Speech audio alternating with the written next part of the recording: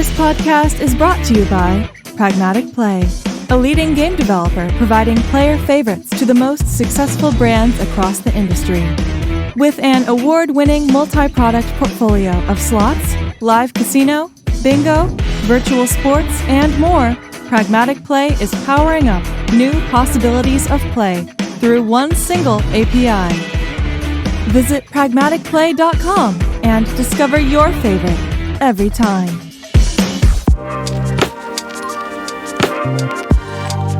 Max Trafimovich, CCO of SoftSwiss. Great to have you on the podcast today, Max. How are you doing?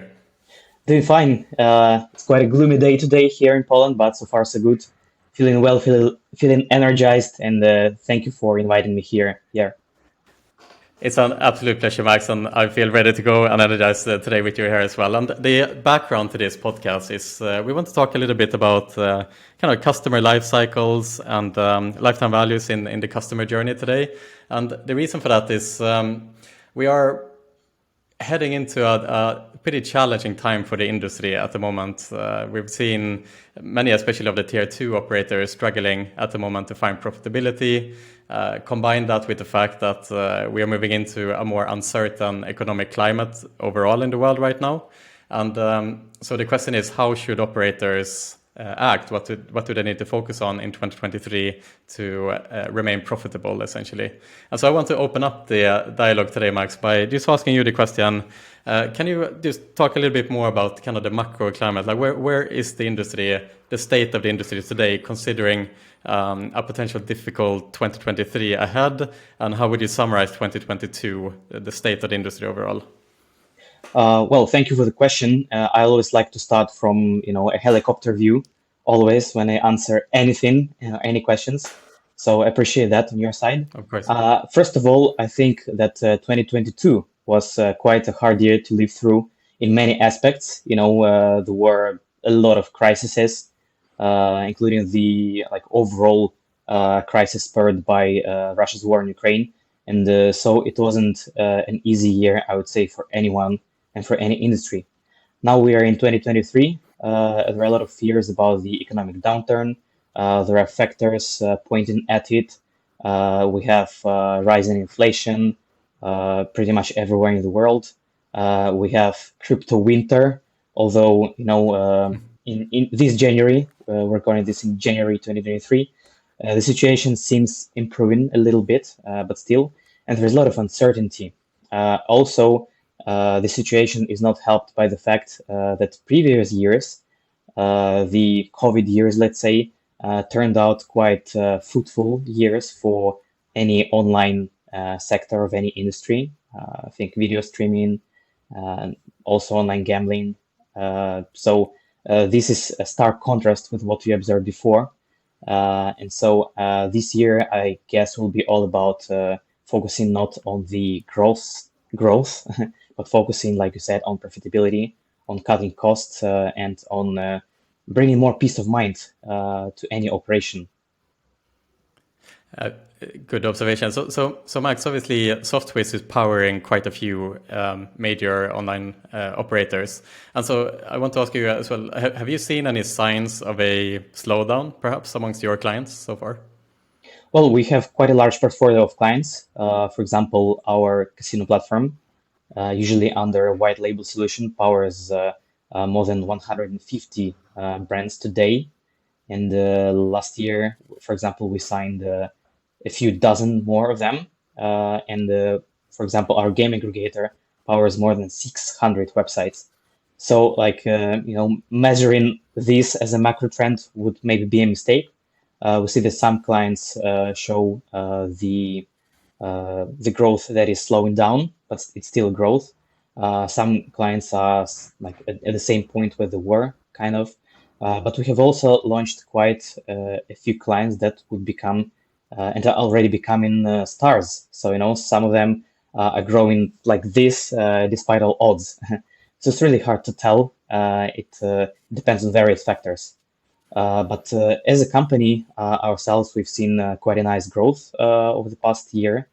However hard it was, especially for us being, a B2B provider and trying to find the balance, trying to find the low-hanging fruits and keep this growth trajectory. But I can say that we achieved more than 60% year-on-year growth in most factors. So that was quite a good year in the end.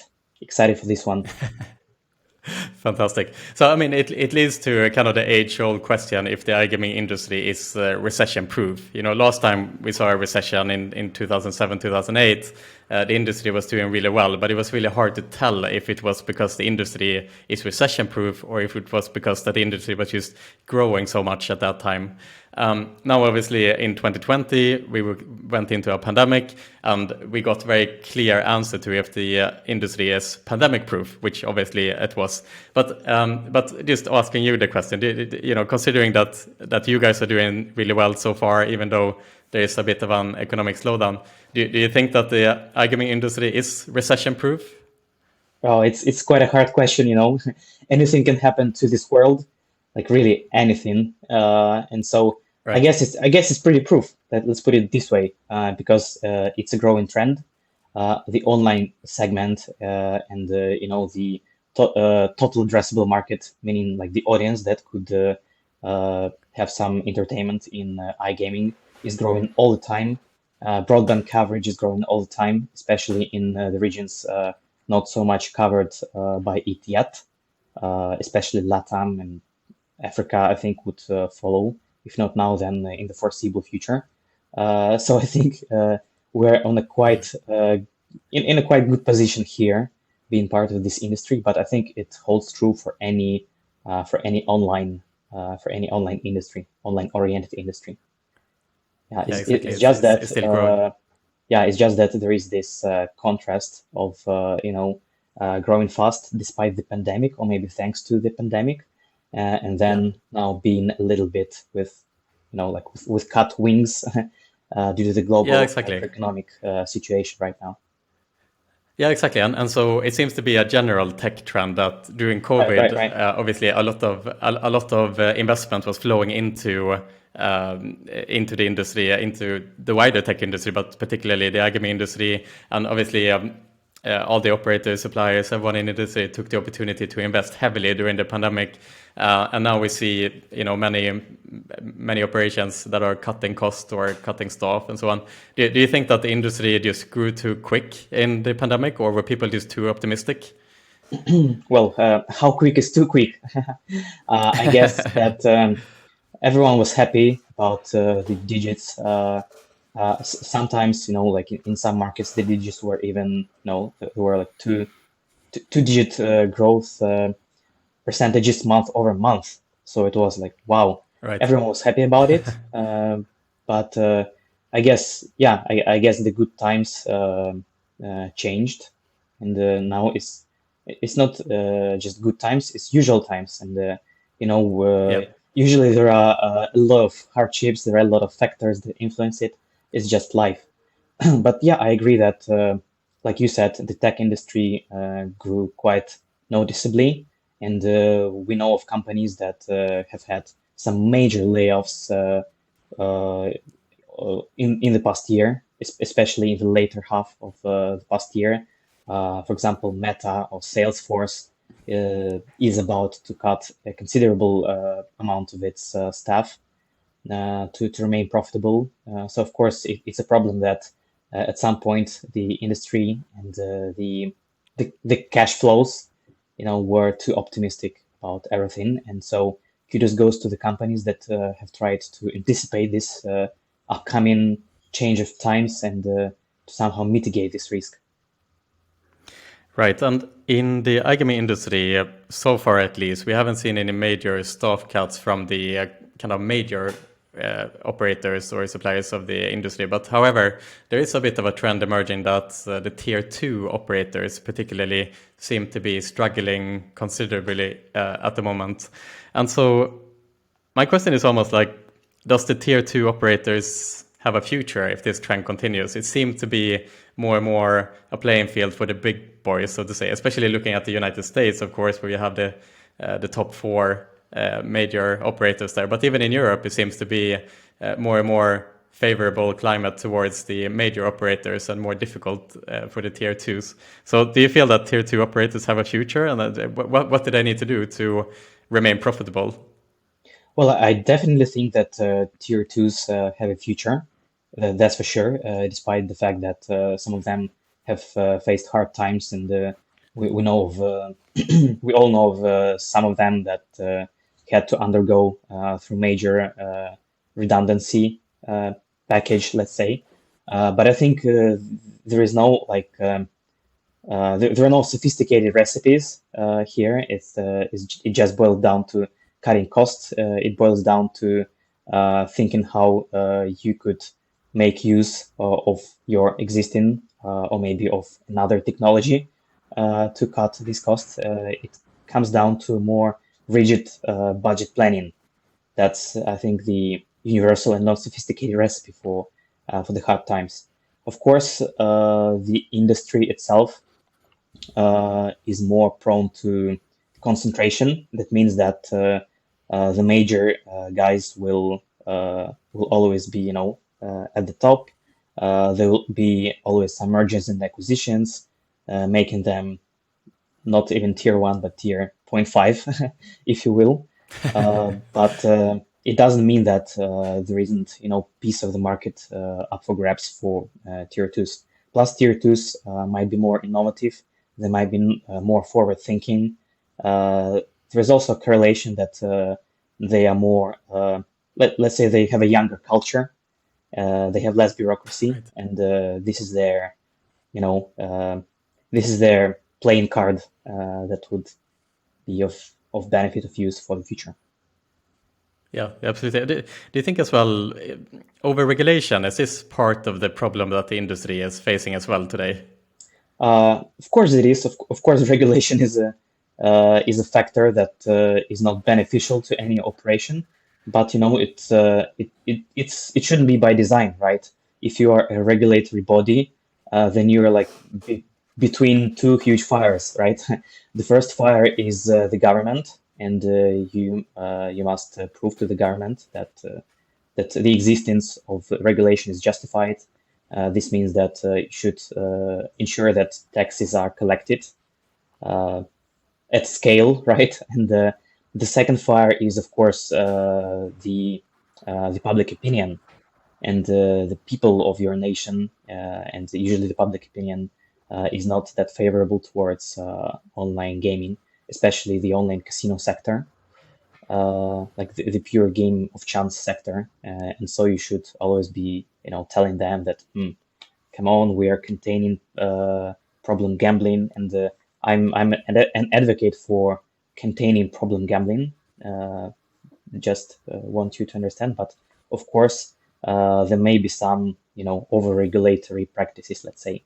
Plus, in some countries, not gonna mention them, but in some countries that regulate, that have a tradition of regulating offline gambling, but don't have online gambling regulated or have it monopolized, it tends to be a situation where the offline, the land-based sector kind of lobbies the regulator towards being more and more and more restrictive, and really being super rigid, unnecessarily rigid towards the business. And nowhere in this equation lie the interests of the business itself.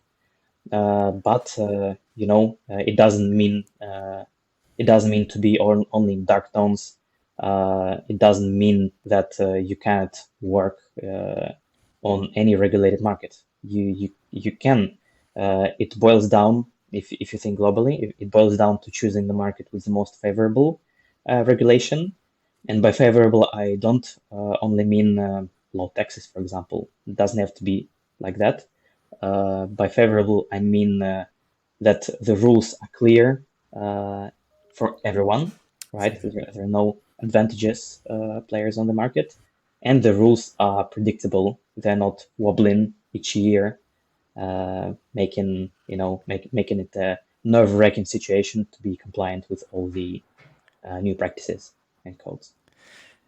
Right, because obviously today, as as an operator, staying compliant is a huge headache when you operate in many different locally regulated markets. And maybe that takes away a lot of the time to stay innovative and thinking about product. And so my question to you as well is like, for you as SoftSwiss, you're obviously a one-stop solution to assist operators and so on. Like, what role do you play in all of this? And can you guys help the operators with, say, quality control of incoming player traffic?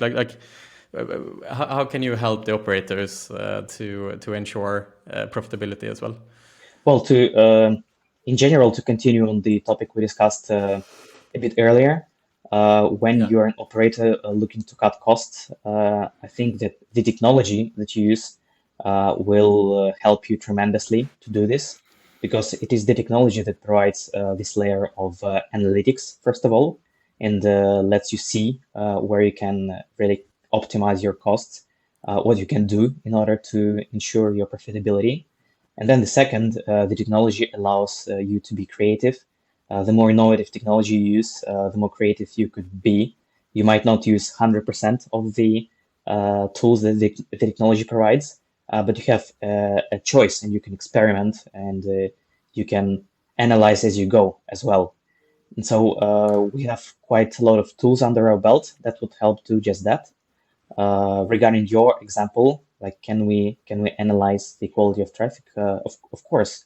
For example, we have Afilka. It's the affiliate management and tracking software, and so it allows for quite a detailed, quite a granular analysis of the traffic. So you get to see the conversion broken down by a vast set of parameters, and you could see which players become marked as duplicates later on, which players become self-excluded, who is abusing the system, and what is the kind of abuse. So you could really analyze which of your sources of traffic is paying out and which is not paying out that nicely, and which is showing some very notorious signs of motivated traffic. And you could do this close to real time, because we refresh data really often, and this is one of the ways you could analyze, and this is one of the ways the technology could help you out. Fair enough. And so Max, today, I mean, in the spirit of talking about assisting operators to stay profitable in this like difficult economic climate, we talk about cutting costs in the operation while extending the customer lifetime values. And so, what in your opinion are like some of the top criteria that influence player retention and lifetime values in 2023? Well, first of all, lifetime value is a focus now, right? And it has always been, but right now in this period of what we have discussed, it's indeed important to not only, like they say, snowball the traffic, and not only invest in the influx of it, but it's increasingly important to retain your existing customer base, and to be really creative, analytical, and proactive about it. And this is indeed super essential. Unlike in my previous answer, there isn't a single recipe here. How to increase your LTV. It's a plethora of factors. For example, let's name top 5, for example. So without any degree of importance, the first one is, of course, content. The more versatile offering of games you have, or for example, the more versatile choice of sports events and markets within them you have as a bookmaker, the better. If we go back to games, these don't only include some well-known providers, but maybe some niche game providers that are typical for this or that market, and some niche games. For example, within Brazil, Jogo do Bicho is part of their culture, dating back to the 19th century. So you might be better off if you have this game. And just incidentally, our partner game studio, Gaming, has it. And also, for example, you could be you could be creating your own games, or you could be creating your own branded games, which are only available with you as an operator. And we can also provide such a layer of customization. Second thing, I would say bonuses. And by bonuses, I don't only mean the well-known and good old reload and the Yes, deposit bonuses, deposit but bonus. any tools that take this place of bonuses. For example, this could be we have it in our platform. This is called uh, lotteries. It's not like a lottery in the general sense of the word, but it is a lottery where you get a ticket and the chance to win each time you deposit from a certain amount, for example. And these could be tournaments.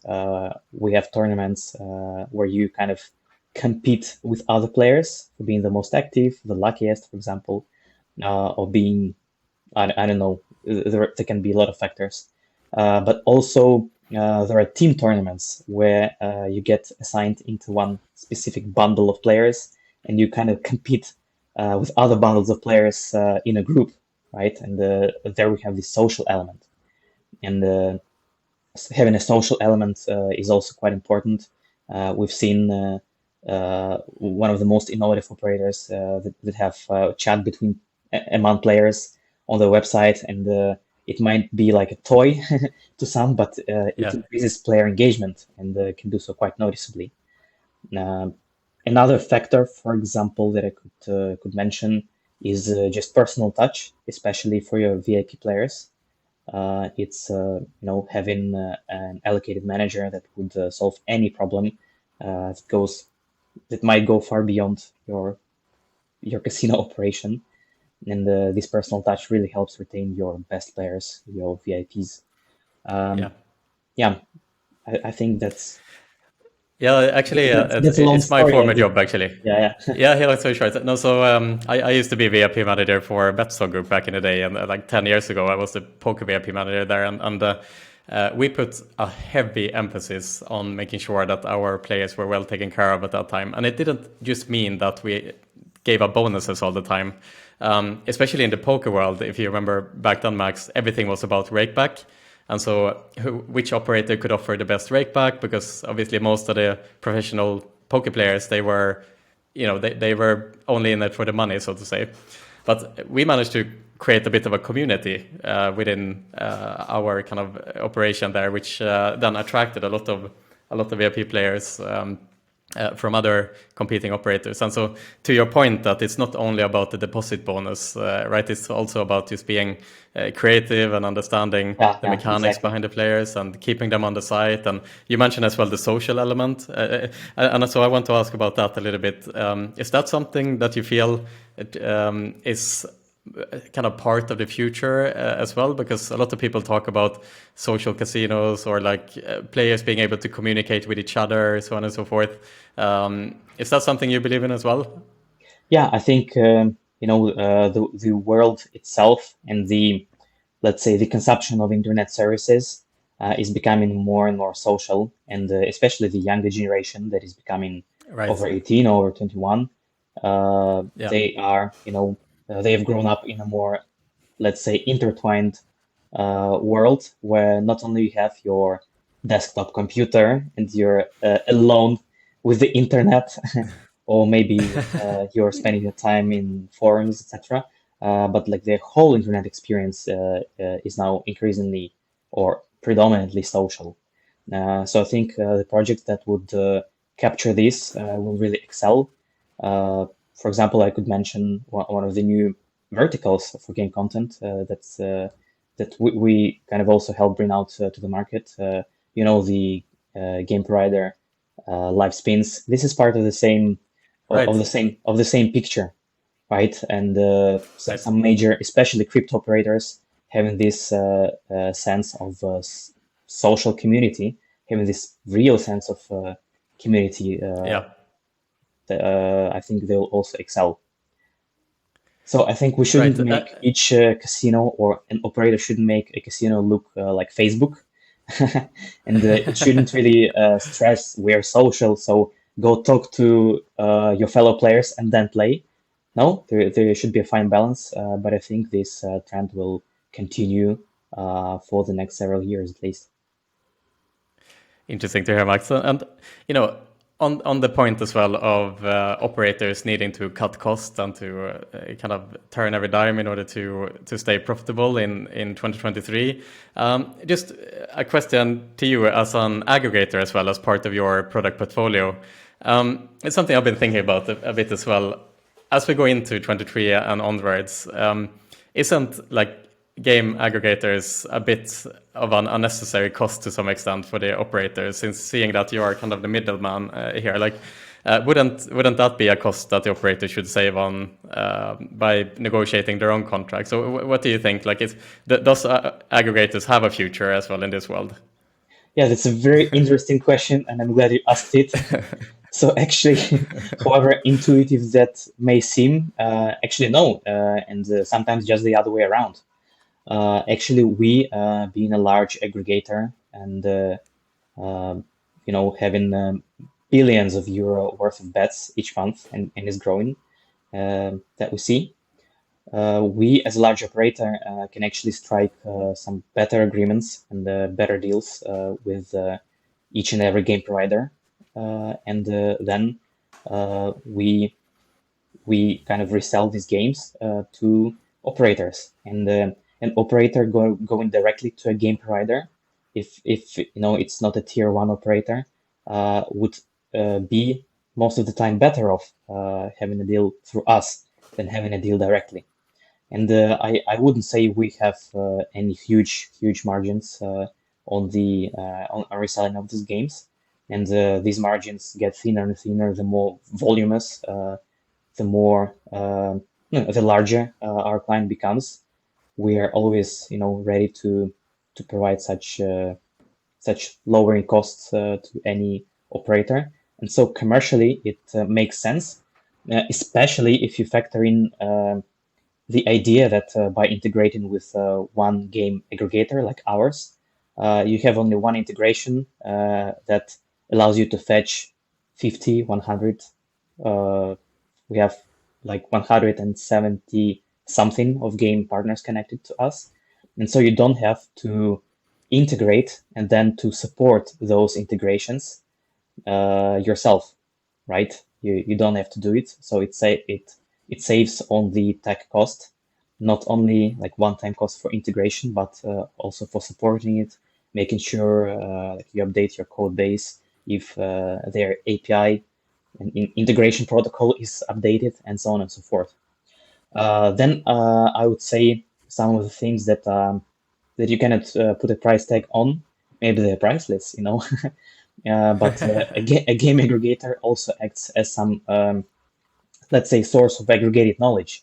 So not only do we provide the integration itself, but our account managers might also give and actually proactively give advice on which games are the hottest on this or that market, which game providers are, an upward trend. So our partner on the other side might look at them more closely. And, there is this aggregated kind of business intelligence to it.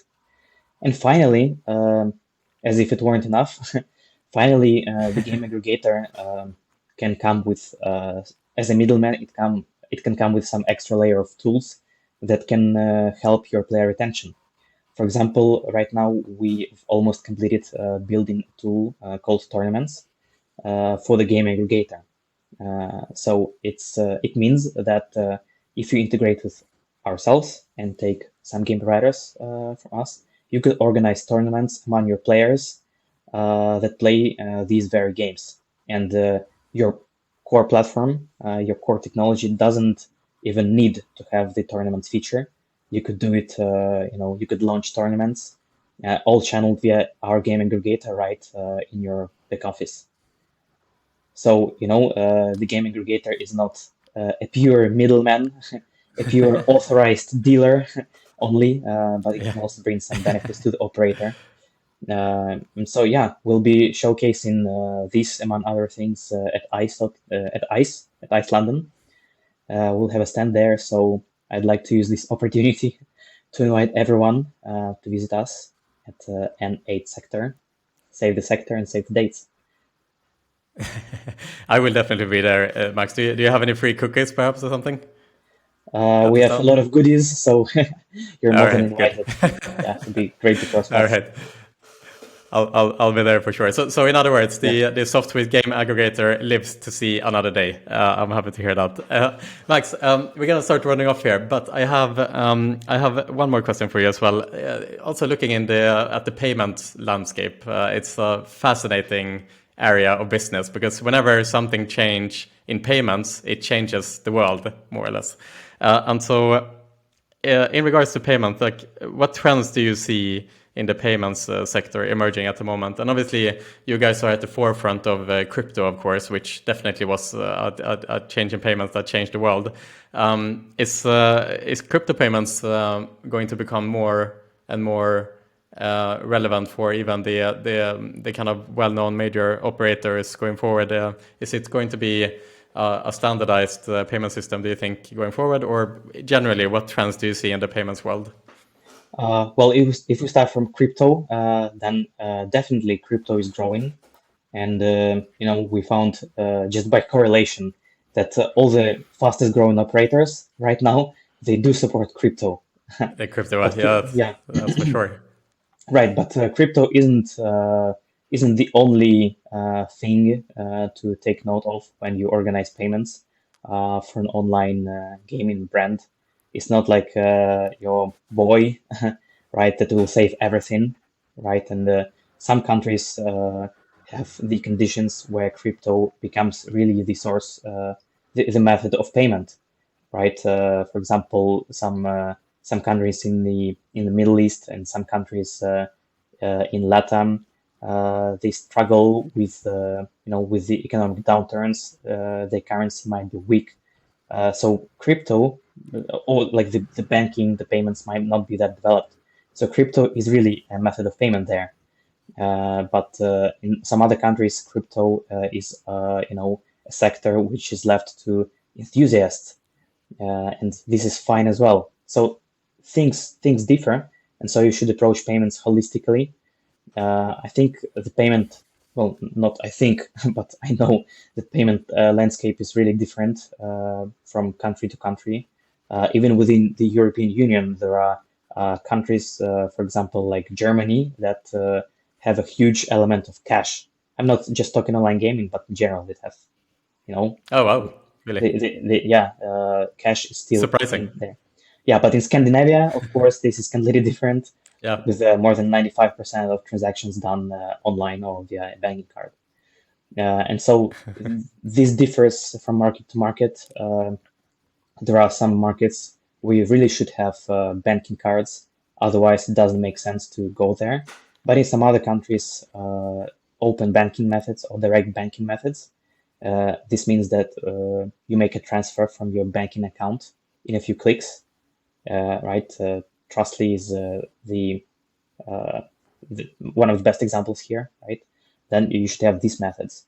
In some countries, it's not that developed at all, and so some vouchers and prepaid cards and some online payment methods of a different nature would come into play. To round it up, payments is like the blood of your operation, right? And so if you are a prospective operator, then you should really ask your some of your options that you have. You should really ask a technology provider how they are doing with payments, and they should have at least a couple of payment systems of payment methods of each kind, and they should take you on a journey. They should be really competent about how payments work on this or that markets and on this or that market, and what payments you should go with. So Brilliant. does this answer your question? Like Yeah, the absolutely. Yes, general thank you. trend is that payments will become more, let's say, granularized. Maybe Right. that's Yeah, that's not the localized. term. Yeah, localized. It is more. Yeah, absolutely. Yeah, absolutely. And to That's your for point, sure. Max, Actually, I went to Sweden a little while ago, so I'm Swedish myself. And to your point that Sweden is and Scandinavia is cashless, I was with my friends. We were having dinner or something, and so one of my friends paid the dinner with his card, and the only way for me to pay him was to give him cash, because I obviously I don't operate in the Swedish like financial system anymore. And so something like 5 or 6 years earlier, the Swedish notes, the banknotes, they had changed, and so I gave him these banknotes, and he was like, "Oh, these are new. I've never seen them before." So he hadn't seen a bill of money for 5 years. Yeah, that's how digital the economy is in Sweden today. Nonetheless, Max, I want to thank you for giving me your time here today. And as you point out here, the SoftSwiss team will be at ICE. And also, while we are here, I just want to say as well that it's been a pleasure to get to know you guys over the last couple of months. Yourself, Max, of course. I had a conversation with Ivan Montik, your CEO, a while back, and obviously your CMO, Valentina, a couple of months back in the studio. And I just want to say it's been a great journey so far. To work with you guys at SoftSwiss, and I'm looking forward to say hi at ICE as well. The pleasure is mutual, and thank you, Pierre, for being a wonderful host. And one more time, if anyone would like to talk to our team about anything, even about life in general at ICE, then you're more than happy to visit our stand, grab some goodies, and we could have a fruitful and thoughtful conversation. Brilliant. Thanks so much, Max. Thank you. Thank you so much. Bye-bye.